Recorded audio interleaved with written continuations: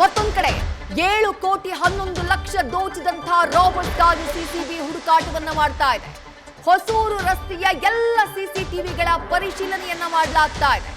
Robbery ಮಾಡಿ ಹೊಸೂರು ಕಡೆ ತೆರಳಿದ್ದಾರೆ ರಾಬರ್ಸ್. ಯಾವ ಕಡೆಗೆ ಹೋಗಿದ್ದಾರೆ? ದಕ್ಷಿಣ, ಆಗ್ನೇಯ ವಿಭಾಗ, ಎಲೆಕ್ಟ್ರಾನಿಕ್ ಸಿಟಿ ವಿಭಾಗ ಎಲ್ಲಾ ಭಾಗಗಳಲ್ಲೂ ಪರಿಶೀಲನೆ ಮಾಡಲಾಗ್ತಾ ಇದೆ.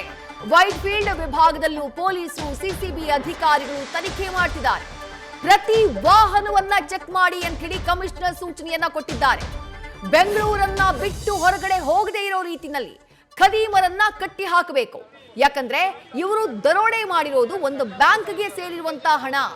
ಎಟಿಎಂಗೆ ಹಣ ಹಾಕೋದಕ್ಕೆ ಅಂತ ಹೇಳಿ ತೆರಳ್ತಾ ಇದ್ದಂತಹ ಸಂದರ್ಭದಲ್ಲಿ 7 ಕೋಟಿ 11 ಲಕ್ಷ, ಅದು ರಾಜ್ಯ ರಾಜಧಾನಿಯಲ್ಲಿ ಕಾನೂನು ಸುವ್ಯವಸ್ಥೆ ಎಲ್ಲವೂ ಕೂಡ ಬಹಳ ಚೆನ್ನಾಗಿದೆ ಅಂತ ಹೇಳ್ಕೊಳ್ಳುವಂತಹ ರಾಜ್ಯ ರಾಜಧಾನಿಯಲ್ಲೇ ಇಂಥದ್ದೊಂದು ದರೋಡೆ ನಡೆಯುತ್ತೆ ಅಂದ್ರೆ ಪ್ರಶ್ನೆ ಮೂಡುತ್ತಲ್ವಾ, ಅನುಮಾನ ಮೂಡುತ್ತಲ್ವಾ, ಟೀಕೆಗಳು ಬರುತ್ತಲ್ವಾ. ಹಾಗಾಗಿನೇ ಪ್ರಕರಣವನ್ನ ಭೇದಿಸುವುದಕ್ಕೆ ಬೆಂಗಳೂರನ್ನ ಬಿಟ್ಟು ಖದೀಮರು ಹೊರಗಡೆ ಹೋಗಬಾರದು. ಹಾಗಾಗಿ ಪ್ರತಿ ವಾಹನಗಳನ್ನ ನೀವು ತಪಾಸಣೆ ಮಾಡಬೇಕು ಅಂತ ಹೇಳಿ ನಗರ ಪೊಲೀಸ್ ಆಯುಕ್ತರು ಸೂಚನೆಯನ್ನ ಕೊಟ್ಟಿದ್ದಾರೆ. ಹೊಸೂರು ರಸ್ತೆ ಮಾರ್ಗವಾಗಿ ಅವರು ಹೋಗಿರೋದು. ಆ ನಂತರ ಯಾವ ಕಡೆ ಟರ್ನ್ ತೆಗೆದುಕೊಂಡಿದ್ದಾರೋ ಗೊತ್ತಿಲ್ಲ. ಆ ಭಾಗದ ಎಲ್ಲಾ ಸಿಸಿಟಿವಿಯನ್ನ ಪರಿಶೀಲನೆ ಮಾಡೋದಕ್ಕೆ ಸೂಚನೆಯನ್ನ ನೀಡಲಾಗಿದೆ. ದಕ್ಷಿಣ ವಿಭಾಗ, ಆಗ್ನೇಯ ವಿಭಾಗ, ಎಲೆಕ್ಟ್ರಾನಿಕ್ ಸಿಟಿ ವಿಭಾಗ, ವೈಟ್ ಫೀಲ್ಡ್ ವಿಭಾಗದ ಪೊಲೀಸರು ಈಗಾಗಲೇ ಅಖಾಡಕ್ಕೆ ಇಳಿದಿದ್ದಾರೆ.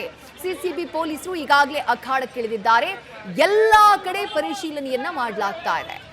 7 ಕೋಟಿ 11 ಲಕ್ಷವನ್ನ ದೋಚಿದವರು ಯಾವ ಕಡೆಗೆ ಹೋದ್ರು ಅನ್ನುವುದನ್ನ ಪತ್ತೆ ಹಚ್ಚುವುದಕ್ಕೆ ಪೊಲೀಸರು ಮುಂದಾಗಿದ್ದಾರೆ. ಇವರು ಬಳಕೆ ಮಾಡಿದ್ದಂತಹ ವಾಹನ ಇನೋವಾ ವಾಹನ, ಅದ್ರ ಮೇಲೆ ಗವರ್ಮೆಂಟ್ ಆಫ್ ಇಂಡಿಯಾ ಅಂತ ಹೇಳಿ ಬರ್ಕೊಂಡಿದ್ರು. ಸರಿಯಾಗಿ ತಿಳಿದಿರೋರಿಗಾಗಿದ್ರೆ ಇದು ನಂಬರ್ ಪ್ಲೇಟೇ ಫೇಕು ಅನ್ನೋದು ಗೊತ್ತಾಗುತ್ತೆ. ಬಟ್ ಆ ಟೈಮ್ನಲ್ಲಿ ಆ CMS ವೆಹಿಕಲ್ ನಲ್ಲಿ ಇದ್ದವರಿಗೆ ಅದು ಗೊತ್ತಾಗಿಲ್ವೋ ಅಥವಾ ಗೊತ್ತಾಗದೇ ಇರೋ ರೀತಿ ಯಾಮಾರಿದ್ರೋ ಗೊತ್ತಿಲ್ಲ. ಅವರೇ ಯಾಮಾರಿಸುವಂತಹ ಪ್ರಯತ್ನ ಮಾಡಿದ್ರೋ ಗೊತ್ತಿಲ್ಲ.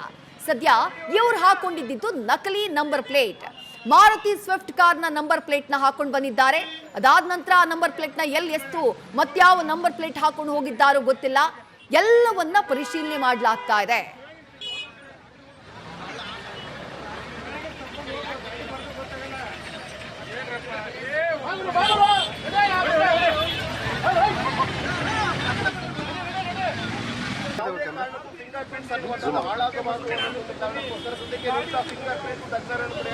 ಘಟನಾ ಸ್ಥಳದಲ್ಲಿ ಪೊಲೀಸರ ಪರಿಶೀಲನೆಯಾಗ್ತಾ ಇದೆ.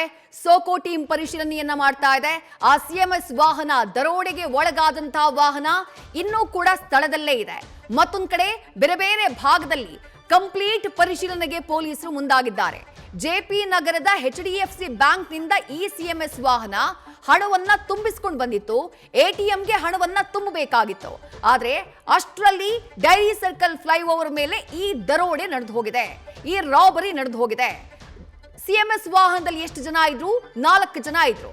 ಒಬ್ಬ ಡ್ರೈವರ್, 2 ಗನ್ ಮ್ಯಾನ್, ಮತ್ತೊಬ್ಬ ಹಣ ಹಾಕುವಂತಹ ಸಿಬ್ಬಂದಿ. ಈಗ 4 ಜನರನ್ನ ಸಿದ್ದಾಪುರ ಠಾಣೆಯಲ್ಲಿ ವಿಚಾರಣೆಗೆ ಒಳಪಡಿಸುವಂತಹ ಕೆಲಸ ಆಗಿದೆ.